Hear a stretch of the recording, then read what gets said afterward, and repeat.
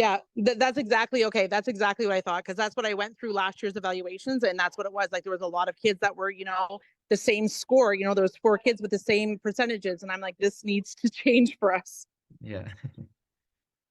I, Yeah, I think that's where I would lean into comments a bit too. That was one of my things I was going to talk about a little bit, was just that, using those comments to, if there's a kid that's going to be on the bubble or if there's some differentiating factor where you feel like the score is not going to cover enough, putting in comments. And I was going to a little bit later just discuss the best ways to do that. So.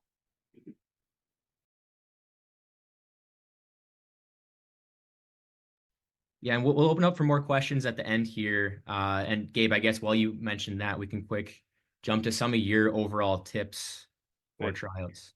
Yeah, so tryout tips, and I know there's a lot of stuff out there, and this is just what I suggest, based on customer experience. So number one, plan your time for success. So when you're thinking about, evaluating or changing your process, if it's not working great or you want to go to a different tool, think about time, right? Number of players times the number of drills times the time that each person has a score and they're on the ice. So, you think of like, you don't want to have like 10 or 25 things you're going to score each player on if you got an hour to look at them during each ice session, and you got each coach is looking at 20 players. They're just not going to have time. So, pick the things that are right to your organization to look at. And then I like having multiple evaluators look at each player for what they're going to be looking at. So if it's, gameplay and different gameplay drills, or, the different, skate drills you're going to be doing, have a bunch of different evaluators, because that's what our system makes it really easy, is to have different evaluators, their scores aggregated.